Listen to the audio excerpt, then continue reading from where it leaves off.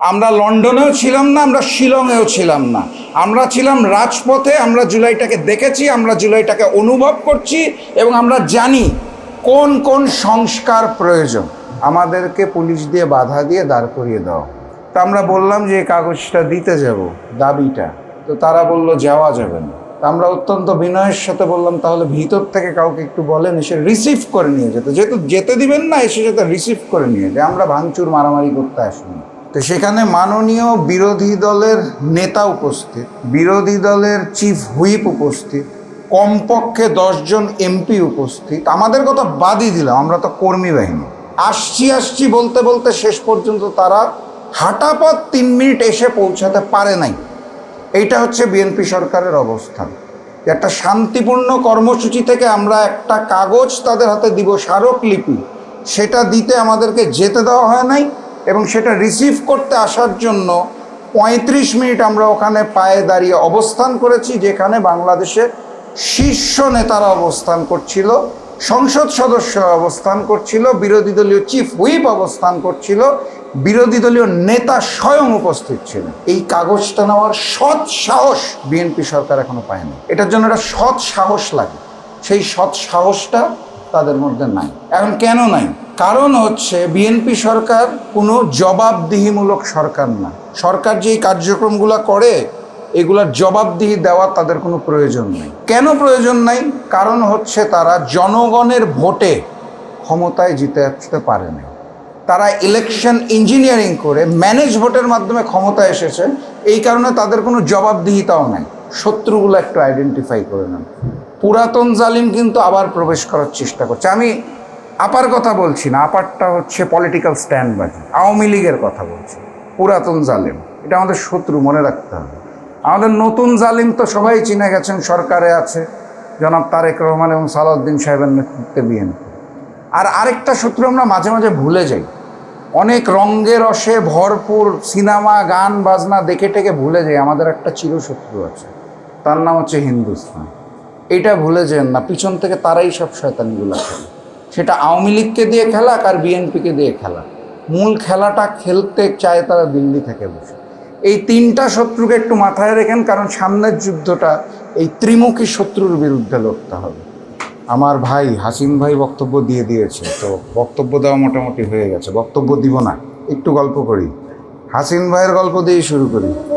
উনি যেটা বলল যে জুলাইয়ের একটা প্রাপ্তি হচ্ছে আমরা কথা বলতে পারি, তো আর তেমন কোনো প্রাপ্তি আমরা পাচ্ছি না, এটা উনি স্পষ্ট করে গেছেন। আমি যেই প্রাপ্তির কথা উনি বলেছেন ওইটা দিয়েই শুরু করি। সেই প্রাপ্তিটাও তো পাইনি। মানে কথা বলার জন্য আমার বাসভবনে যখন হামলা করা হয়েছে, মাননীয় প্রধানমন্ত্রীর সম্পর্কে বক্তব্য রাখার কারণে আমার বাসায় যখন হামলা হয়েছে, সেই বক্তব্যটা মজার কথা হচ্ছে এই হলে দিয়েছে। এই হলের অনুষ্ঠানে বক্তব্য দেওয়ার 2 দিন পর আমার বাসভবনে হামলা হয়েছে। অতএব হাসিন ভাইয়ের কথার সাথে একমত হতে পারলাম না। যে বাক স্বাধীনতা পেয়ে গেছি সেটাও পাইনি। এখানে আমার আরেক ভাই বসে আছে, পাটোয়ারি ভাই, আপনারা সবাই চিনেন। মানে বর্তমান বাংলাদেশের তরুণ সমাজ যাকে আইডল মেনে রাজনীতিতে এগিয়ে যাচ্ছে। সো পাটোয়ারি এখানে বসা, তারা যে জুলাই যাত্রা করছে তাদের বক্তব্যের পরিপ্রেক্ষিতে হামলা করা হচ্ছে, সারা দেশ দেখেছে, আপনারা দেখেছেন। তো কোথায় বাক স্বাধীনতা? আমি অত্যন্ত বিনয়ের সাথে ক্ষমা চাই। কাকে কাকে তারা ভবিষ্যতে থ্রেট মনে করছে তার উপর ডিপেন্ড করে। এখন তাদের বন্ধু ছদ্মবেশে যদি কিছু বলে সেগুলো আবার গায়ে লাগে না, তখন আবার ছাড় আছে সরকারের পক্ষ থেকে। যাই হোক, সেই আলোচনায় যাব না। কিন্তু বাস্তবতা হচ্ছে বাক স্বাধীনতা যেটা বলছিলাম, হাসিন ভাই যেটা বলছিল সেটাও আসলে হয়নি। আপনারা দেখেছেন যে এনসিপির জুলাই যাত্রার যে হামলা করে তাদের দলের এক ভাইকে কিভাবে করে চোখ ধ্বংস করে দেওয়া হয়েছে। আমি তো মনে করি শুধুমাত্র একটা চোখকে ধ্বংস করা হয় নাই, নতুন বাংলাদেশকে দেখার যে দৃষ্টিশক্তি সেটাকে ধ্বংস করে দেওয়া হয়েছে। তারা চায় না যে আমরা দেখি কিভাবে করে নতুন বাংলাদেশটা গড়তে হবে। এখন সবার শেষে আসার কারণে মাফ চাই, কেন আসলাম সেটাও বলি। 11 দলের একটা অনুষ্ঠান ছিল, আমরা মুক্তাঙ্গনে অত্যন্ত শান্তিপূর্ণভাবে অবস্থান কর্মসূচি পালন করেছি। এবং দাবি দেওয়াগুলো খুব সাধারণ। দ্রব্যমূল্যের ঊর্ধ্বগতি, এই যে গ্যাস সংকট, গ্যাস পাওয়া যাচ্ছে না, দাম বাড়ানোর যে পায় তারা, এবং বিদ্যুতের যে দাম বাড়ানো হয়েছে, বিদ্যুৎ তারপরেও পাওয়া যাচ্ছে না, জনজীবনে যে বিপর্যয়, এটা নিয়ে একটা অবস্থান কর্মসূচি ছিল। সেখান থেকে 11 দল 11টা দাবি সচিবালয়ে, মন্ত্রণালয়ে সরকারের কাছে পৌঁছে দিয়ে অত্যন্ত শান্তিপূর্ণ অনুষ্ঠান, কোনো হাঙ্গামা নাই। আমরা যখন হেঁটে যাচ্ছি আমাদেরকে পুলিশ দিয়ে বাধা দিয়ে দাঁড় করিয়ে দেওয়া। তা আমরা বললাম যে এই কাগজটা দিতে যাব, দাবিটা, তো তারা বলল যাওয়া যাবে না।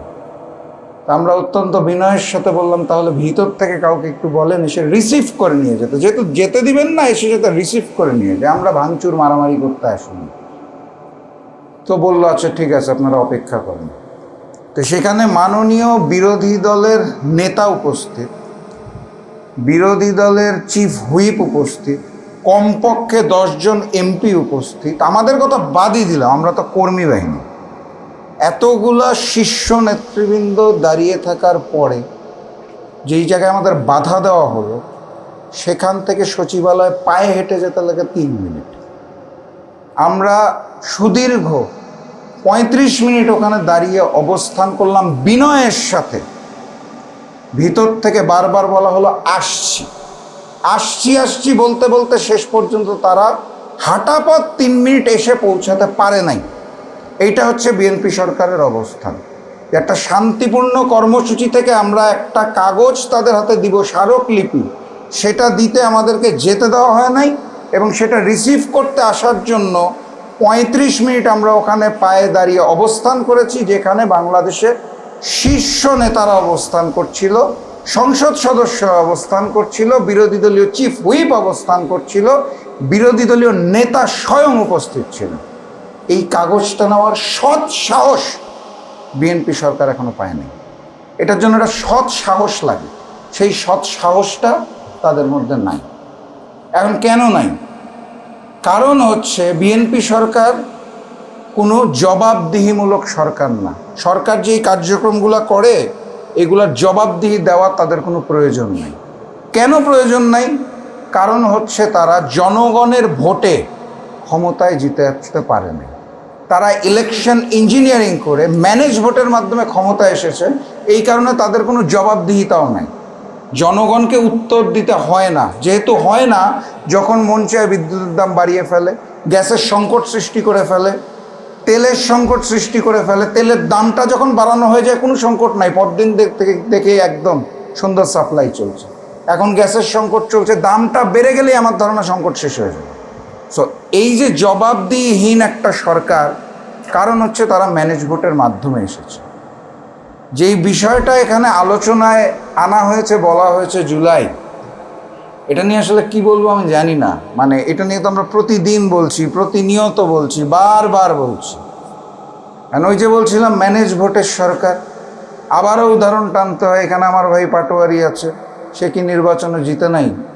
মোহাম্মদপুরে আমার ভাই মামুনুল হক নির্বাচন করেছে, উনি কি জিতে নাই? কক্সবাজারে হামিদুর রহমান আজাদ নির্বাচন করেছে, উনি কি জিতে নাই? জামাতের সেক্রেটারি মিয়া গোলাম পরোয়ার নির্বাচন করেছে, তারা কি জিতে নাই? আমরা তো দেখেছি কিভাবে করে হারানো হয়েছে। আমরা তো পাটোয়ারি যখন নির্বাচনের ফলাফল আসছে কিভাবে করে সরকার দলীয় লোকজন ভোট কেন্দ্রের ভিতর ঢুকে পাহারা দিয়ে রেজাল্ট পাল্টাচ্ছে, সেটাও দেখেছি। আমরা এটাও দেখেছি মামুনুল হকের রেজাল্টের মধ্যে কলম দিয়ে ঘষে নাম্বার পরিবর্তন করা হচ্ছে, সেটাও দেখেছি। তো যখনই ম্যানেজ ভোটের সরকার থাকে তার কোনো জবাবদিহিতার প্রয়োজন জনগণের কাছে থাকে না। এটা ফ্যাসিস্ট শেখ হাসিনার আমলেও ছিল না, এটা এই মুহূর্তে তারেক জিয়ার সরকারেরও নাই। যেহেতু নাই, তাদের কোনো দায় নাই, তারা জুলাই সনদকে বাস্তবায়ন করবে। আমার কথাটা কি বোঝা গেছে? মানে সরকারের একটা দায় থাকতে হয় জনগণের কাছে, দায়বদ্ধতা। তাদের তো কোনো দায় নাই। যেহেতু দায় নাই, অতএব এটা পালন করার তাদের কোনো প্রয়োজন নেই। দায়টা আমাদের আছে, আমাদের প্রয়োজনীয়তা আছে, আমাদের দায় আছে। কারণ জুলাই আন্দোলনের সময় আমরা লন্ডনেও ছিলাম না, আমরা শিলংয়েও ছিলাম না, আমরা ছিলাম রাজপথে। আমরা জুলাইটাকে দেখেছি, আমরা জুলাইটাকে অনুভব করছি, এবং আমরা জানি কোন কোন সংস্কার প্রয়োজন। এই কারণে আমরা বারবার এই কথাগুলো বলছি। এখন একটা কনসেপ্ট খালি আপনাদেরকে আমি ক্লিয়ার করে বক্তব্য শেষ করে দিব, লম্বা ভাষণে যাব না, অনেক বেজে গেছে। হাসিন ভাইও যেটা দিয়ে শেষ করলো যে জুলাই সনদ বাস্তবায়ন করতে হবে, সবাই বলে জুলাই সনদ বাস্তবায়ন করতে হবে, বিএনপিও বলে অক্ষরে অক্ষরে জুলাই সনদ বাস্তবায়ন করবো, তাহলে পার্থক্যটা কি? এই জায়গাটাতে আমাদের কমিউনিকেশনের একটা ভুল হচ্ছে। জুলাই সনদ জাতীয় সংসদের সামনে যেটা স্বাক্ষর করা হয়েছিল, ওই জুলাই সনদ বিএনপি বাস্তবায়ন করতে চায়, ওখানে তাদের নোট অফ ডিসেন্ট দেওয়া আছে।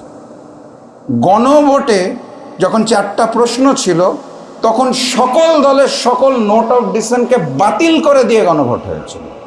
নোট অফ ডিসেন্ট কি শুধু বিএনপি দিয়েছিল?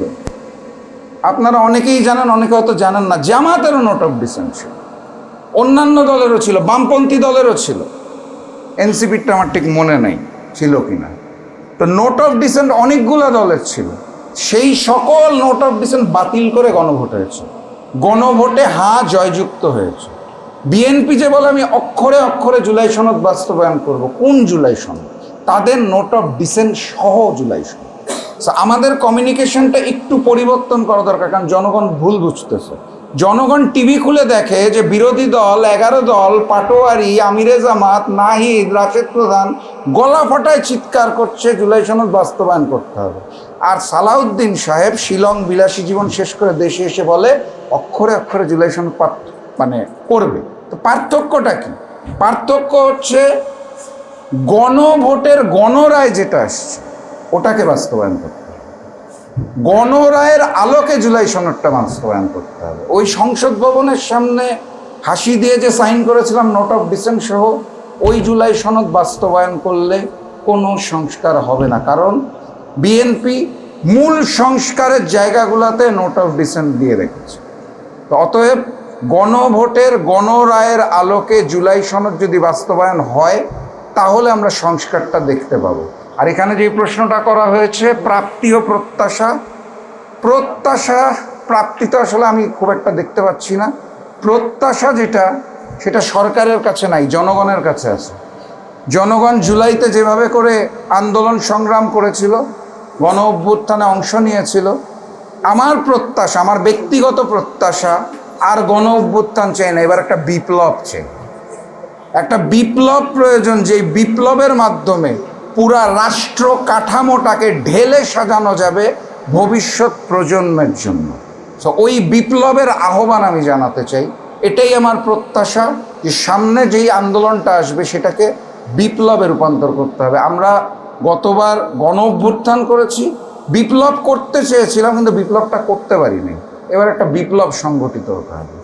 সেই প্রত্যাশা এবং আশা রেখে আপনাদের খালি বলতে চাই, শত্রুগুলো একটু আইডেন্টিফাই করে নেন। পুরাতন জালিম কিন্তু আবার প্রবেশ করার চেষ্টা করছে। আমি আপার কথা বলছি না, আপারটা হচ্ছে পলিটিক্যাল স্ট্যান্ডবাজি, আওয়ামী লীগের কথা বলছি। পুরাতন জালিম এটা আমাদের শত্রু, মনে রাখতে হবে। আমাদের নতুন জালিম তো সবাই চিনে গেছেন, সরকারে আছে জনাব তারেক রহমান এবং সালাউদ্দিন সাহেবের নেতৃত্বে বিএনপি। আর আরেকটা শত্রু আমরা মাঝে মাঝে ভুলে যাই, অনেক রঙ্গে রসে ভরপুর সিনেমা গান বাজনা দেখে টেকে ভুলে যাই আমাদের একটা চিরশত্রু আছে, তার নাম হচ্ছে হিন্দুস্তান। এটা ভুলে যেন না, পিছন থেকে তারাই সব শয়তানিগুলো খেলে। সেটা আওয়ামী লীগকে দিয়ে খেলাক আর বিএনপিকে দিয়ে খেলাক, মূল খেলাটা খেলতে চায় তারা দিল্লি থেকে বসে। এই 3টা শত্রুকে একটু মাথায় রেখেন, কারণ সামনের যুদ্ধটা এই ত্রিমুখী শত্রুর বিরুদ্ধে লড়তে হবে, সেই লড়াইয়ে জিততে হবে। সবাইকে অসংখ্য ধন্যবাদ। বিজয়ের পথে যাত্রা শুরু, জীবন অথবা মৃত্যু। আসসালামু আলাইকুম।